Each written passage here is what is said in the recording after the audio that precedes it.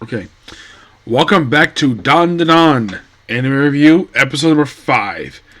We are here reviewing the last 2 episodes of Dandadan Season 1, episodes 11 and 12, which start the Cursed House arc.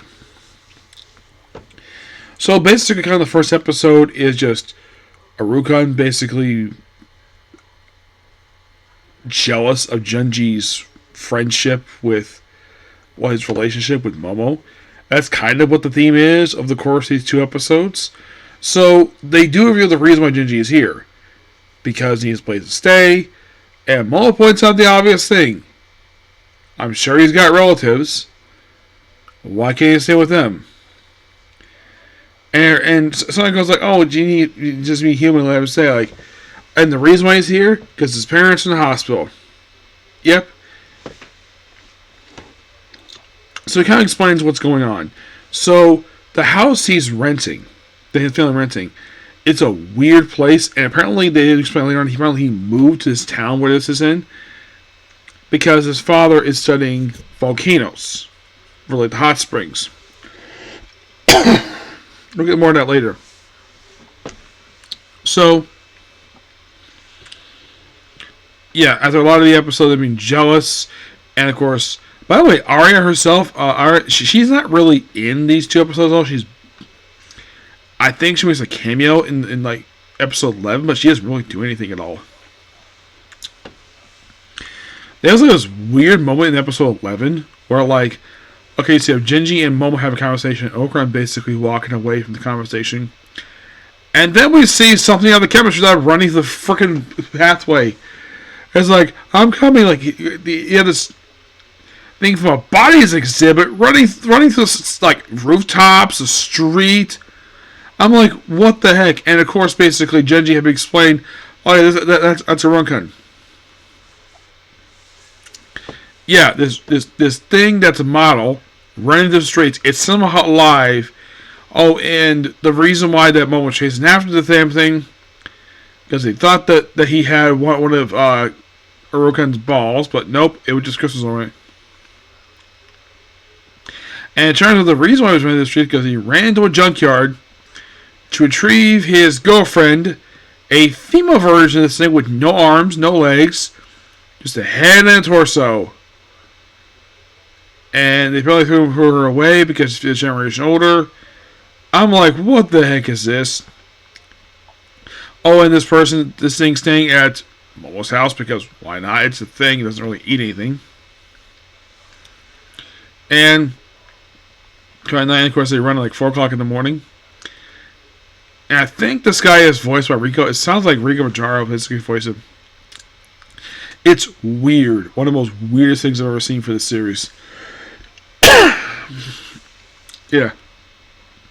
And then eventually Momo and basically here is explain the reason why Seneko can't go, because they do explain that they contact all these various exorcists and they all failed, and all the one of course is trying to get more serious ones, and they'll recommend Sayako, but her power is limited to the city itself somehow, some way it is. So Momo has to go because she's got powers. So Momo, Denji, and Orkan basically go to this place. And 12 opens up, basically, they're playing Old Maid, and Rokan basically losing. And it seems like they're trying to be bond, to be friends. A lot of this episode, like last episode being jealous, like trying to bond with him. And it's so obvious that Rokan has a thing from Momo, but he hasn't really told her yet. And apparently Jenny's got a thing for her too. And I'm thinking like, so this is kind of a weird thing. So basically, Momo has 2 guys interested in her. Arukan has got 2 women interested in him. Momo, of course, because it's implied she's got a thing for him. And Arya. So I'm like, wow. They're double dipping on sort of a implied harem type of thing where you have a girl basically having 2 guys interested in her, and you have a guy who's 2 women interested in him. So they're having a town and they have to go up like 3 sets of stairs to this damn place. So we'll looks around the whole place, see anything wrong. Apparently some supernatural element. Basically, this thing reminds me of... I kid you not, this reminds me of like amiable horror a little bit and the grunge.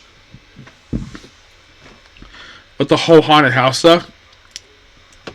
My guess is that the writer must have inspiration from the grunge. Well, basically a Japanese version of the grunge.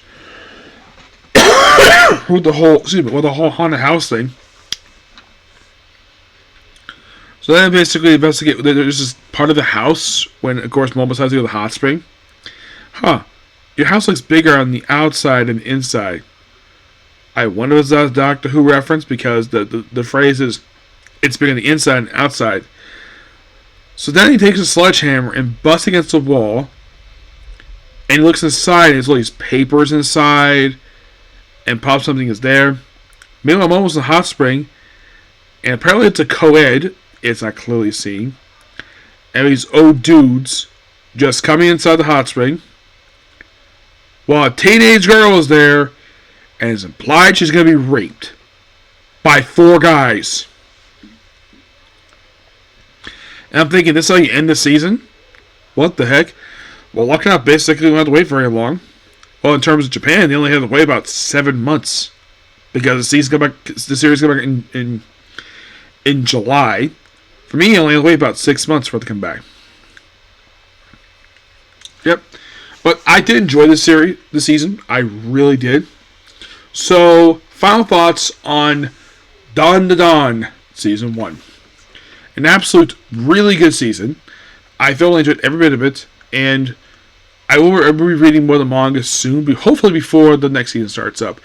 I'm actually surprised they ended basically where they did. After only like 31 chapters. Like they ended like starting at the cursed house arc. Yeah, my guess I might wrap up within the next 7 episodes.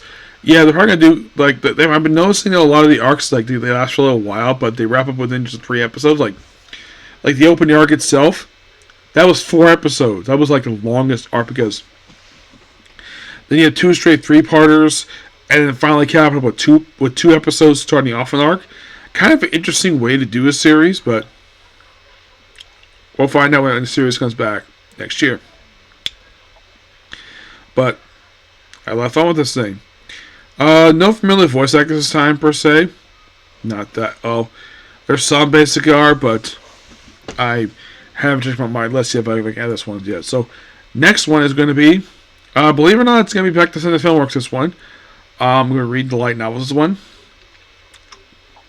And this might be one of the last anime basically I cover before I go back to watching Jaspion. And that's going to be, well, hopefully the next several days. Depends on how things these light novels. Loner Life, Another World. Yes, I'm covering this one next. Yep.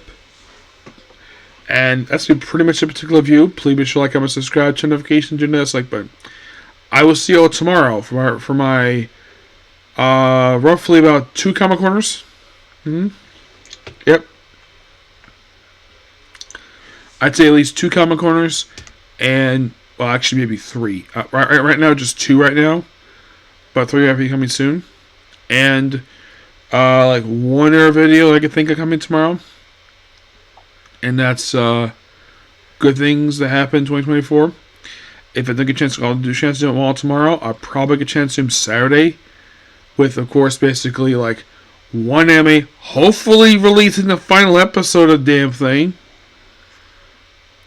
And of course, start up basically some other anime. Yep, but see you all in the next video tomorrow. Bye.